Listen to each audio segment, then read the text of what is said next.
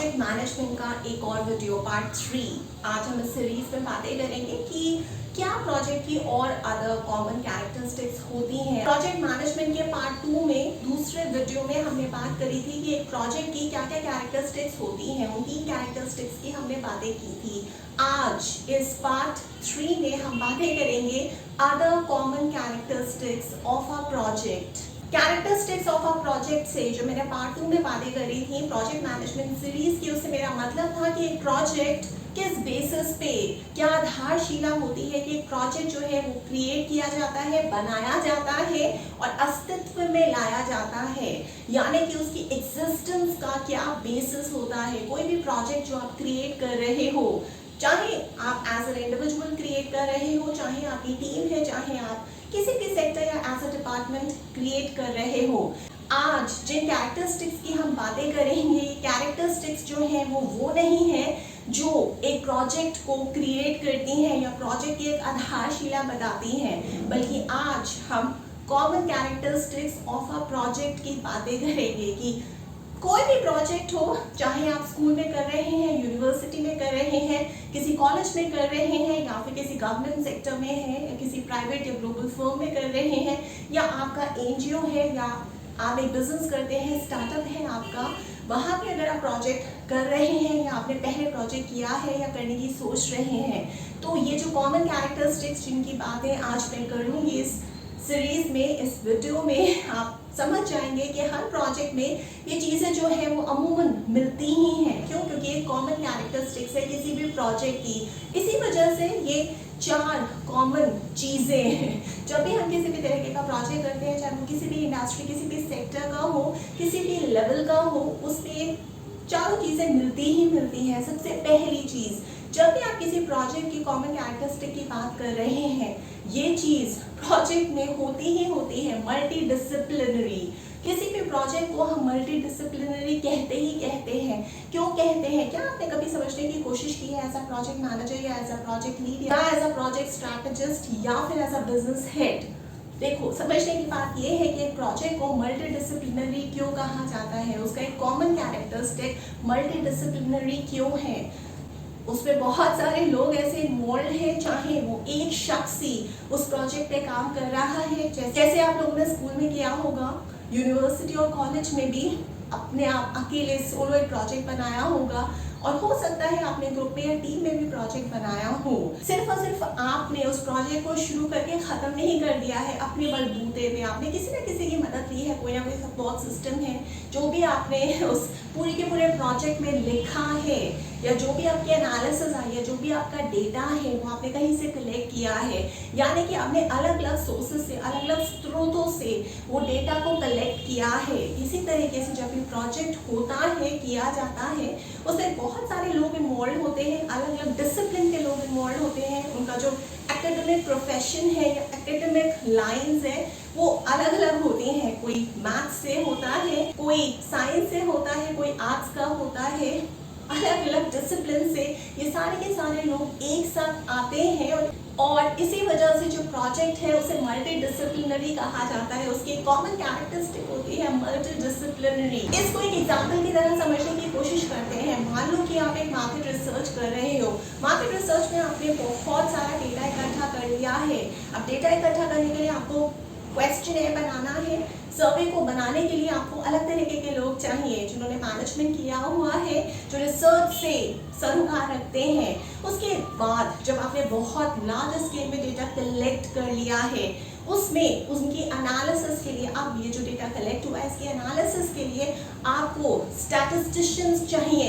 जो academic profession है वो अलग हो गया। इसी तरीके से जो आउटपुट आया है, ये रिजल्ट आया है, उस पर अगर कोई रिकमेंडेशन देनी है या किसी और तरीके की सेकंड ओपिनियन चाहिए, तो आपको एक स्पेसिफिक लाइन का एक्सपर्ट चाहिए या प्रोफेशनल चाहिए।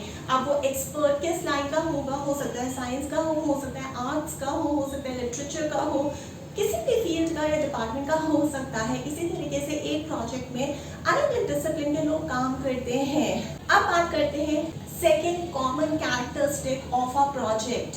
ये कैरेक्टरिस्टिक का नाम है कॉन्फ्लिक्ट। यानी कि जब भी आप प्रोजेक्ट करने बैठते हैं एज एन इंडिविजुअल या एज एन ऑर्गेनाइजेशन, चाहे आप किसी भी डिपार्टमेंट या किसी भी सेक्टर या इंडस्ट्री से सरोकार रखते हैं या वहाँ पे काम करते हैं या उस सेटअप को चलाते हैं, तो आपको ये पता होना चाहिए कि जब भी प्रोजेक्ट किया जाता है उसमें जितने भी लोग इन्वॉल्व होते हैं वो सारे के सारे आपस में कॉन्फ्लिक्ट ऑफ इंटरेस्ट हो सकता है उन लोगों का। किस तरीके से, देखो काफ़ी सारे लोग हैं, किसी न किसी विषय पे आपको कंसल्ट करना पड़ेगा, उसका सपोर्ट लेना पड़ेगा। डेटा एनालिसिस के लिए एक अलग एक्सपर्ट चाहिए होगा, डेटा कलेक्ट करने के लिए एक अलग एक्सपर्ट चाहिए होगा, जो सर्वे है जिससे डेटा कलेक्ट होगा उस सर्वे को बनाने के लिए, उस क्वेश्चनर को बनाने के लिए एक अलग एक्सपर्ट चाहिए होगा। उसकी एनालिसिस से जो रिकमेंडेशन है या जो भी आपने रिव्यू किया है उसका जो आउटपुट या रिजल्ट है उसको एक शेप देने के लिए आपको एक अलग एक्सपर्ट चाहिए होगा। ये अलग अलग जो एक्सपर्ट्स हैं अलग अलग फील्ड में है, अलग अलग डिपार्टमेंट से सरोकार रखते हैं। कभी कभार इनका एकेडमिक क्वालिफिकेशन जो है वो भी अलग अलग होती है। ये जो प्रोफेशनल्स हैं इनका जो एरिया ऑफ एक्सपर्टीज है वो भी अलग अलग होता है। अब इतने सारे लोग जब एक प्रोजेक्ट में काम करते हैं तो कभी कभार क्या होता है कि आप लोग ठीक तरीके से एज अ प्रोजेक्ट लीड या एज अ प्रोजेक्ट हेड लोगों की जो रोल्स और रिस्पॉन्सिबिलिटीज हैं उसे नहीं डिस्ट्रीब्यूट कर पाते हो, कोऑर्डिनेशन की कमी होती है, आपको पता ही नहीं होता है एज अ प्रोजेक्ट हेड या एज अ बिजनेस हेड अगर आप उस प्रोजेक्ट को लीड करने जा रहे हो या आपने पहले भी किसी प्रोजेक्ट को लीड किया है या उसमें काम किया है कि किसको किस लेवल पे किस तरह की हमें हायरार्की बांटनी है और क्या क्या रोल और रिस्पॉन्सिबिलिटी देनी है। उसी से वहीं से एक शुरुआत होती है कंफ्यूजन की, केओस की और बहुत सारी ऐसी चीज़ों की जो आप ना चाहते हुए भी देखते हैं। आप दूसरों का रोल रिस्पॉन्सिबिलिटी करने लग जाते हैं और दूसरे आपका, फिर बीच में जाके कहीं पे भी क्लैशेस शुरू हो जाते हैं कि आप मेरा काम कैसे कर रहे हैं, मैंने आपका काम नहीं किया, ये तो मुझे बताया ही नहीं गया कि ये मेरा काम है और ये आपका काम है। तो इसी वजह से रोल्स और रिस्पॉन्सिबिलिटीज एक प्रोजेक्ट हेड को अच्छी तरीके से देखना है, प्रोजेक्ट मैनेजर को अच्छी तरीके से मैनेज करना है कि कॉन्फ्लिक्ट जो कॉमन कैरेक्टरिस्टिक है हर प्रोजेक्ट में होती है वो ना हो। इसके और भी कारण हो सकते हैं, सिर्फ और सिर्फ रोल और रिस्पॉन्सिबिलिटी की वजह से आपस में लोग लड़ने नहीं आ जाते हैं एक दूसरे के साथ और केओस नहीं होता है, डिफरेंसेस पैदा नहीं होते हैं। इसके अलावा अगर आप कल्चरल डिफरेंसेस रखते हो, कल्चरल डिफरेंसेस से मेरा मतलब सिर्फ और सिर्फ रिलीजन से नहीं है, यहाँ पे सेक्स, एजुकेशन, जेंडर, एथनिसिटी, बहुत सारी चीज़ें कल्चर में आ जाती हैं। इनकी वजह से भी कॉन्फ्लिक्ट, डिफरेंसेस, झगड़े, लड़ाई आती है, शुरू हो जाती हैं और ख़त्म होने का नाम नहीं लेती है। अगर इन कॉन्फ्लिक्ट्स को ठीक तरीके से प्रोजेक्ट के अंदर मैनेज ना किया जाए प्रोजेक्ट मैनेजर के द्वारा या फिर प्रोजेक्ट कोऑर्डिनेटर जिसका बहुत ही अहम रोल होता है किसी भी प्रोजेक्ट में, जो सारे के सारे कम्युनिकेशन को अच्छी तरीके से फ्लो कराता है।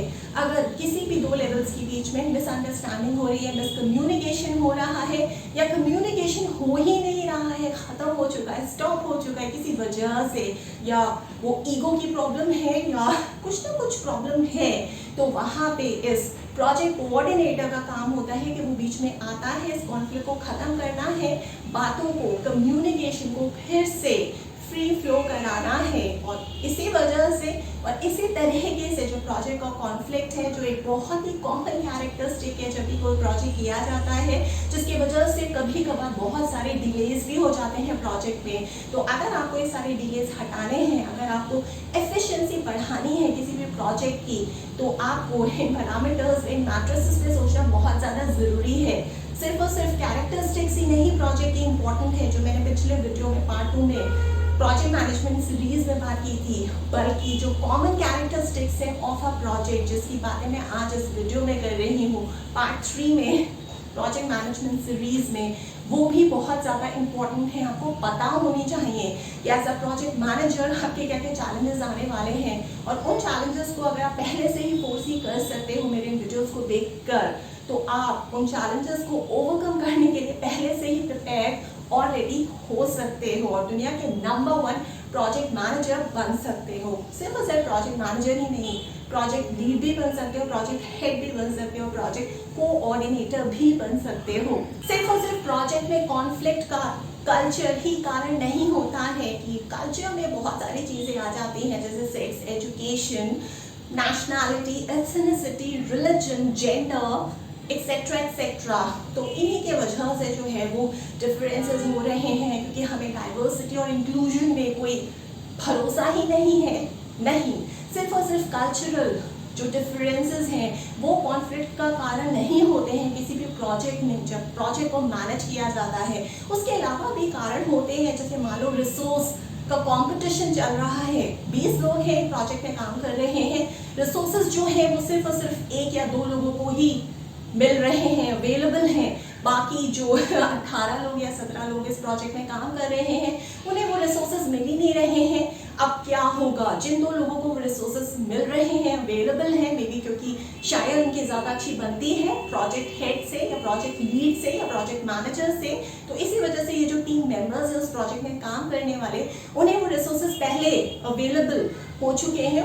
और यही 2 लोग क्योंकि इनके कनेक्शंस अच्छे हैं प्रोजेक्ट मैनेजर के साथ या प्रोजेक्ट कोऑर्डिनेटर के साथ, इसी वजह से इनको ये रिसोर्सेज पहले मुहैया कराए हैं। ये आपकी गलती है एज अ प्रोजेक्ट कोऑर्डिनेटर, ये आपकी गलती है as a project manager, project lead या प्रोजेक्ट स्ट्रैटेजिस्ट या प्रोजेक्ट हेड कि आप इस तरीके का पार्शियल या फिर बायस बिहेवियर ना करें जिसके वजह से कॉन्फ्लिक्ट एक प्रोजेक्ट में अराइज हो और आपके प्रोजेक्ट मैनेजर पे ज़्यादा से ज़्यादा भार पड़ जाए। इन सारी चीज़ों का ध्यान रखना है आपको। कभी कभार प्रोजेक्ट की जो प्रायोरिटीज़ हैं वो ही क्लियर नहीं होती हैं आपको as a project coordinator, as a project manager या एज अ प्रोजेक्ट हेड कि आपको कौन सी चीज़ पहले करनी है, टीम से कौन सी पहली चीज़ पहले करानी है। यानी कि एज अ प्रोजेक्ट हेड आपको ये नहीं पता है, आपको ये क्लैरिटी नहीं है कि ये हमारा शेड्यूल है, यानी कि इस तरीके से हम पहले ये करेंगे, ये करेंगे, ये करेंगे, इस तरह की प्रायोरिटी रहेगी हमारे प्रोजेक्ट में थ्रू आउट। जब आपको एज अ प्रोजेक्ट हेड, जब आपको एज अ प्रोजेक्ट मैनेजर, जब आपको एज अ प्रोजेक्ट कोऑर्डिनेटर ये क्लैरिटी ही नहीं है कि आपके प्रोजेक्ट में जो प्रायोरिटी है उस हिसाब से काम किस तरीके से होगा, पहले कौन सा काम होगा और बाद में कौन सा काम या बाद में कौन सी एक्टिविटीज होगी और कौन से नंबर पे होगी। जहां आपको प्रायोरिटी की क्लैरिटी नहीं है, जहां आपको प्रायोरिटी ही नहीं पता है अपने प्रोजेक्ट की, जाहिर सी बात है वहां पे मान लो 20 लोग आपके प्रोजेक्ट में काम कर रहे हैं, आपकी 20 लोगों की टीम है, वहाँ पे 5 लोग किसी और काम को जल्दी कर रहे हैं, आपने उन्हें शाबाशी दे दी। बाकी जो 15 लोग हैं, 20 में से 15 बचे, वो किसी और ही चीज़ पे काम कर रहे हैं, बट आपको वो चीज़ पहले नहीं चाहिए, मान लेते हैं। लेकिन ये सिर्फ और सिर्फ as a project coordinator, as a project manager, as a project lead, as a project head सिर्फ और सिर्फ आप जानते हैं। क्यों? आपकी टीम तो जानती नहीं है, आपने उन्हें वाकिफ ही नहीं कराया है प्रोजेक्ट की प्रायोरिटी से। इस वजह से सारा का सारा कंफ्यूजन है, इस वजह से सारा का सारा कॉन्फ्लिक्ट है।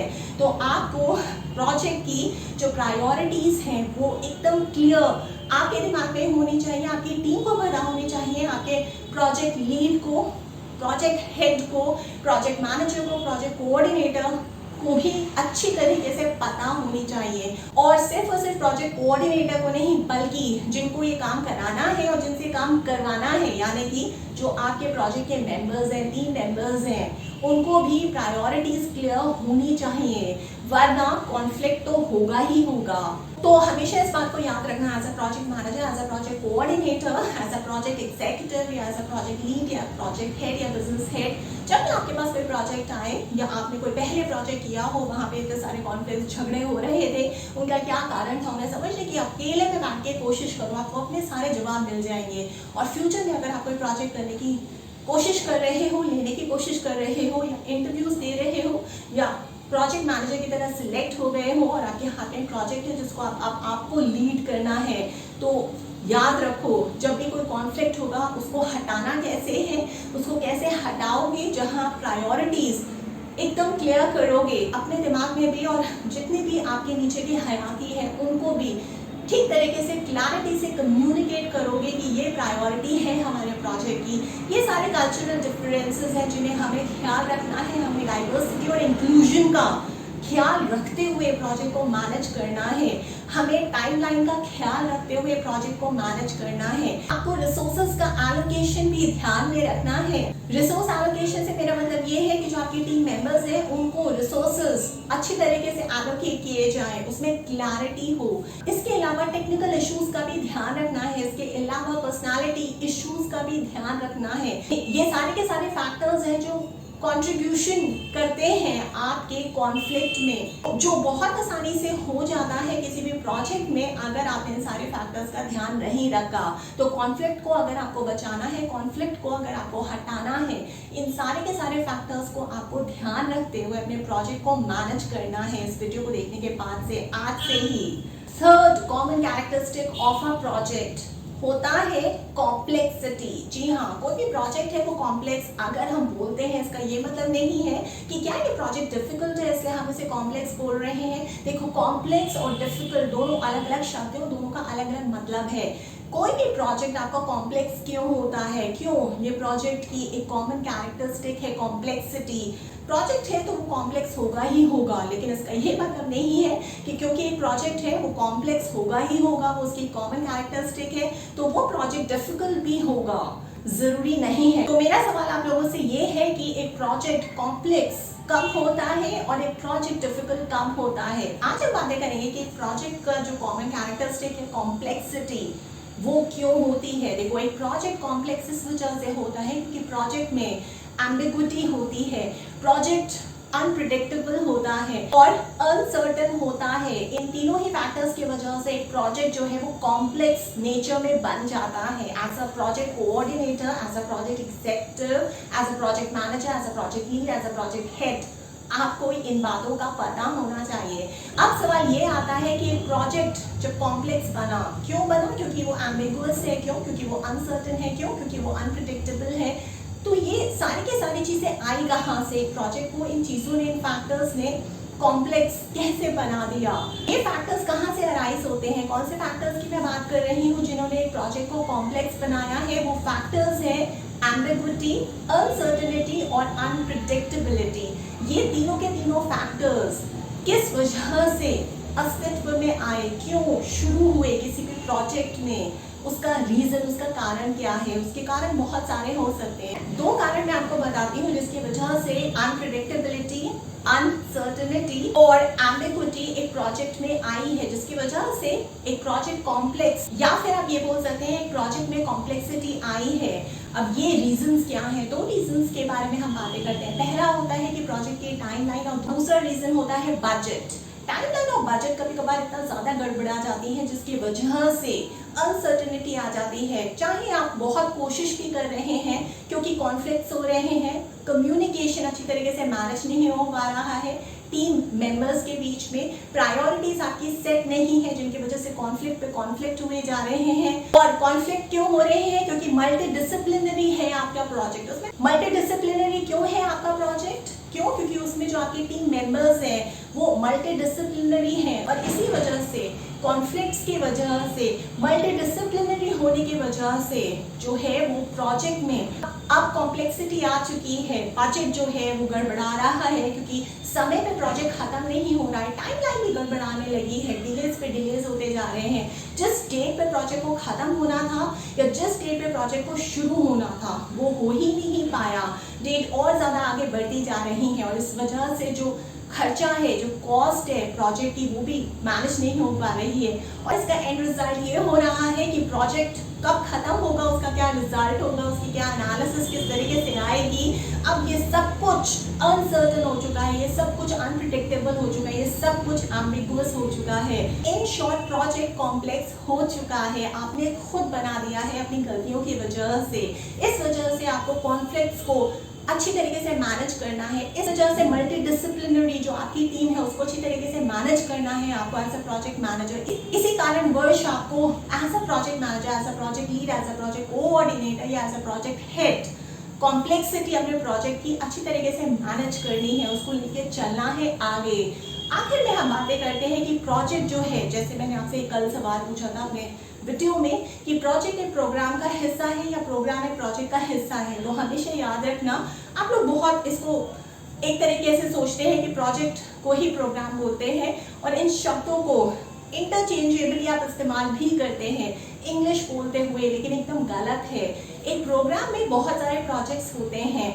इसका क्या मतलब है कि जो प्रोजेक्ट है उसका हिस्सा प्रोग्राम नहीं होता है, बल्कि एक प्रोग्राम का हिस्सा एक प्रोजेक्ट हो सकता है। तो ये भी आपको समझना बहुत ज़्यादा ज़रूरी है एज अ टीम मेंबर।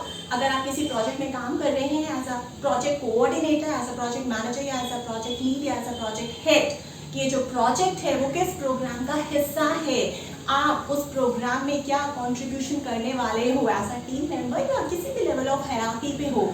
अगर आपको अपना कंट्रीब्यूशन नहीं पता, अगर आपको अपना सिग्निफिकेंस, अपना वैल्यू नहीं पता, अपनी इम्पोर्टेंस नहीं पता अपने रोल की, तो उससे फिर कोई फायदा नहीं होगा। तो ये क्लैरिटी भी आपको प्रोजेक्ट मैनेजमेंट करते हुए यहाँ एज अ प्रोजेक्ट लीड या एज अ प्रोजेक्ट हेड या एज अ प्रोजेक्ट कोऑर्डिनेटर और एज अ टीम मेंबर किसी भी प्रोजेक्ट का आपको ये क्लैरिटी होनी ज़रूरी है। तो ये सारी की सारी 4 कॉमन कैरेक्टरिस्टिक्स की हमने जो भी प्रोजेक्ट में होती हैं अमूमन, उसकी आज हमने इस वीडियो में चर्चा की है। इसी सीरीज को हम आगे भी कंटिन्यू रखेंगे, जिससे आपको आपके और सवालों के जवाब मिलेंगे प्रोजेक्ट मैनेजमेंट से रिलेटेड। इसके अलावा भी किसी और टॉपिक पे आपका कोई डाउट है, अगर आप चाहते हैं कि मैं आपको मेंटोर करूँ, कोच करूँ, काउंसिल करूँ या फिर ट्रेनिंग दूँ, तो आप उस टॉपिक को मुझे व्हाट्सएप भी कर सकते हैं। मेरा नंबर है 9311659252 और बस इतना ही करना है और मेरे साथ सेशन बुक हो जाएगा। इसके अलावा अगर आप कोई सेटअप है, कोई गवर्नमेंट ऑर्गेनाइजेशन है, कोई एनजीओ, स्कूल, कॉलेज, यूनिवर्सिटी है या कोई प्राइवेट ग्लोबल फर्म है या कोई स्टार्टअप है, अगर आप चाहते हैं कि ऑनलाइन मोड के जरिए मैं आप तक पहुंचूं, आपके एम्प्लॉइज को, आपके सेटअप को कोच करूं, काउंसिल करूं, मेंटोर करूं, ट्रेनिंग दूं या फिर गाइडेंस दूं, तो आप मुझे प्रपोजल भी भेज सकते हैं। मेरा ईमेल एड्रेस है verma.truly@gmail.com।